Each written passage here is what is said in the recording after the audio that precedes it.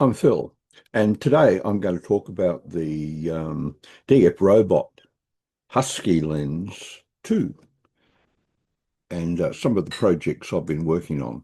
Let's go across and see what it is. We'll just move up.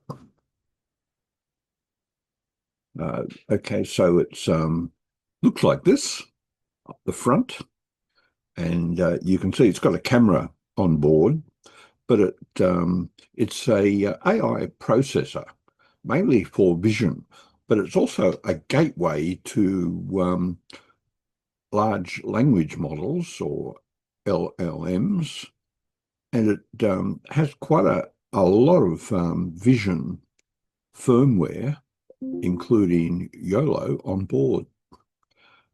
Okay, so that's what it looks like, and some of the features you can see here, and the models, the AI models, quite a lot of common ones.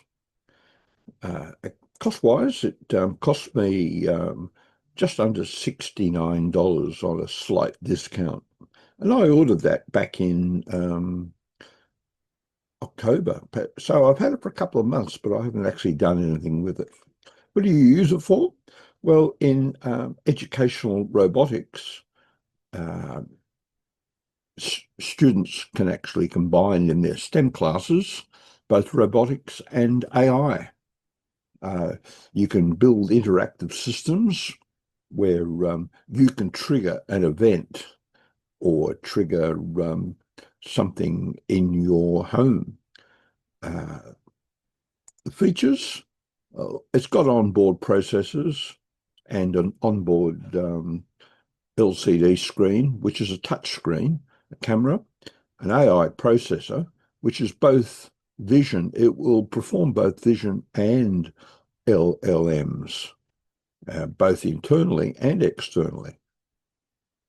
Communications-wise, we've got a UART, which will go to your personal computer, and you can talk to other smaller computers like a microbit with either the I2C or the serial port. And there is an optional Wi-Fi module you can purchase. There's an onboard button. There's SD storage. Lots and lots of tutorials are available to get you going. And there's you can mount it. There are two holes provided for mounting it on other frames. Okay, so it's a third generation AI device. So we're adding a lot more. And one of those features is a protocol called MCM, and it allows you to communicate with other modules in a client-server relationship. Okay, so it's taking AI and the AI agent a step further. Okay, so that's one of the key things that I've learnt as a result of playing around with this device. Specifications, well, we've already seen quite a lot already. Perhaps what we haven't highlighted, there's a microphone on board and a speaker with plenty of interfaces. So it comes in a kit with the mounting bracket, and there are a couple of accessories, and I've purchased this one. You can get a microscope camera, which will allow you to magnify up to about 30 times. And there's a tutorial and a 3D file that you can arrange for printing so that this could be a bit more stable on when you're taking microscope images. I guess comparison-wise, there's been a Huskylens 1 around. So when you look at the two of them, the Huskylens 2 is a second generation in the Husky family. So you've got a few more features and a much faster and more powerful processor. So let's have a look at the controllers it will work with. So you can use a controller like an Arduino Uno, a microbit, Raspberry Pi, ESP, or the DFRobot's own computers, the UniHiker K10 or the UniHiker M10, all work with the Huskylens too. So how would you work that? Well, you've got onboard firmware, and that has been upgraded just recently. And you can work with things like MakeCode on the microbit computer. So this is how you might use that in conjunction with the Huskylens and your PC. DFRobot do a similar thing with the M10 and with the K10. So you can see there's a couple of USB links, and you link the Huskylens also with the code processor, which in this case is the K10. And if you do that, you've got some additional software options. So on the microbit computer, you've got MakeCode, and for the Uno and for the UniHiker, you've got Mine Plus is available to you. Okay, so let's go and have a look at some of the projects that I've been working on.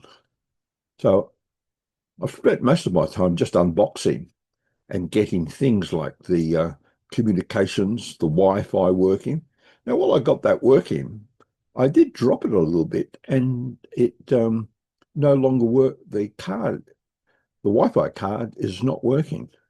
So there's a bit of a problem that it would be nice if the Wi-Fi was permanently connected. I did the firmware upgrade, and that was quite successful.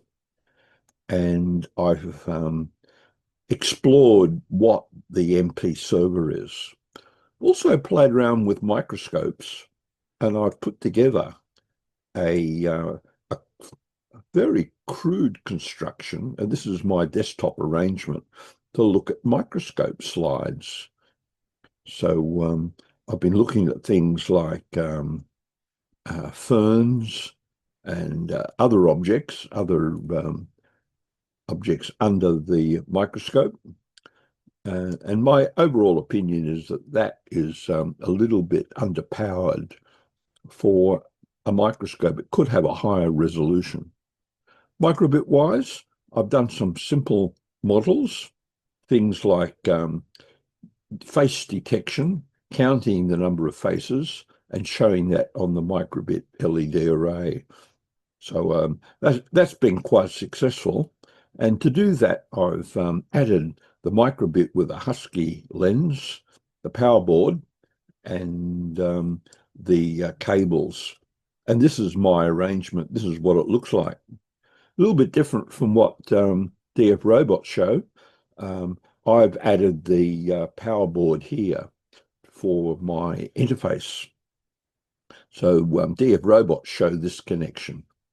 Software-wise, well, you can see my make code is not that complicated. So let's see if I can have a look at that. Here's my make code. So after I initialize it, I'm just checking to see if the face recognition is available, and then showing on the microbit LED array the number of faces, then sending out the rest of the data to the serial port. Now, if we had more space to show things, like an OLI display, we would be able to show more contextual information about the AI identification. Okay, the only problem is that it freezes. So after a while, when I'm looking at faces, while the Huskylens is working, the connection from the Huskylens to the microbit computer actually is lost. So there's something I need to test. But I have been testing models, face recognition, color sensing, and object recognition. So it's still early days, but I'm still testing. So what are my initial impressions? Well, the good points are that I was very productive on the first day. I got many of those AI models to work, and they were quite successful. I was happy with the detail in the software support from DFRobot. Lots of projects. And AI-wise, you've got lots of modules, and they're quite up to date and recent. There's a obvious commitment to improvement. So since I purchased it, there's been a couple of firmware upgrades. So I think it's value for money when you consider what you get. You've got 20 onboard AI models, and there's a lot you can do with it. Feedback, you get some feedback with the LCD, and accessories, you've got the microscope and the Wi-Fi adapter. Although I would think both of those are a little bit crude. Compatibility, there's a wide range of processors like the microbit you can work with. Okay, are there any points I didn't like? Well, software-wise, the firmware update was a bit complex, and my normal decompression zip tools didn't work, but I was able to decompress those, and I got the firmware upgraded. The firmware cannot change the time. There is a time shown on the Huskylens 2 LCD, but I don't know how to change that. The accessory-wise, it's a tricky installation to install that Wi-Fi adapter, and it doesn't actually attach very well, so it could fall out. So you have to be careful. And also with the microphone, when I attach that to the frame that I have, it is loose, and it really needs to be firmed down to mount it correctly. There are some mounts, but it probably would be nice if there was a camera thread there too. Documentations, some projects there's some uncertainty if it's serial or I2C. It's not stated very clearly which interface is used on some of the projects.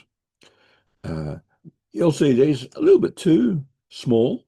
For example, you can't take selfies. You've got to get someone else in if you want to work to identify the human face, or use your computer with previously captured faces. Heat-wise, it does seem to get very hot, but it does use the metal case as a heat sink. And the Wi-Fi module, after 3 days, no longer works. So I've got to look for a way to solve that one. Long-term wise, I will report on that later on. Recommendation, it's one of the best devices I've purchased for AI. So, and it's good value for money. I'm quite happy with it so far. The only dislike that I have is that when I've just tested the microbit programs, they have frozen. That is, the communications after about 10 seconds didn't work anymore. Firmware upgrades are a little bit too complex for novices. And if you're interested in getting it, you can go across to the DFRobot, either to their shop. We might open that up and show you what it looks like. And there you are on the shop. That's what it looks like. And there's also a pretty good wiki available. So if you go across to that wiki, you can get plenty of help. So we'll go across there now and have a look. And here it goes through a tutorial to tell you in more detail about the features and how to interface and use the AI modules. So stay tuned for a desktop demonstration. In this arrangement, we have the DFRobot. The camera is called Huskylens 2, and you're looking at the back of it where you can select the model. And we have it coupled to a microbit computer that has a OLED display to show the key parameters of detection. So what we're going to do is go to the model, and we're going to select face detection. So we're on face detection at the moment, and we've detected faces from a computer monitor. There are 3 of them there, and you can see that we've got 3 faces detected. Now what we're going to do is go over to our program. It's written in MakeCode, and we're going to download that. So we're now downloading it, and we'll show up the parameters will come up on the serial monitor.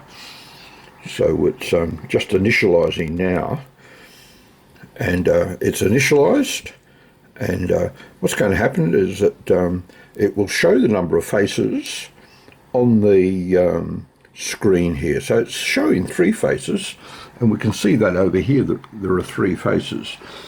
And what we'll do is show 2 faces. We've got 2 faces here, and it shows 2 faces. And if we go to the reporting on our serial monitor, we've got 2 faces. Now we might do 1 face. We'll go to the next one. It's only got 1 face. And unfortunately, our program crashes. It's not recognizing the 2. If I do it quickly, it'll probably see we've only got we've got 2 faces, yet we are only showing 1 face. Okay, so I'm going to go back and download again. Here we have the Huskylens 2 microscope, and you can see the extra microscope lens has been attached, and we're looking at this slide of a grasshopper. So you get a picture on the screen, which is not that good. The idea would be to identify that. And if I was using an alternative microscope, the Wi-Fi microscope, which is this one, I get a much better picture. And that looks like this. But the idea using this arrangement is that you can use artificial intelligence and image recognition to recognize various microscope slides. We're now going to look at the cross-section of a grasshopper wing, which is the last one on the slide, and this is what it looks like on our Husky 2 lens. The same picture taken with the Wi-Fi microscope looks like this.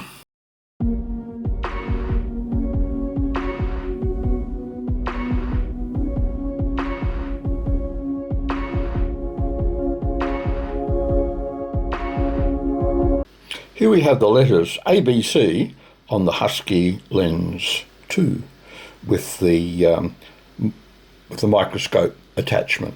Let's go across and have a look at what it looked like with the Wi-Fi microscope. It looks a lot better. You could probably do character recognition with that. And there's a closer view of it.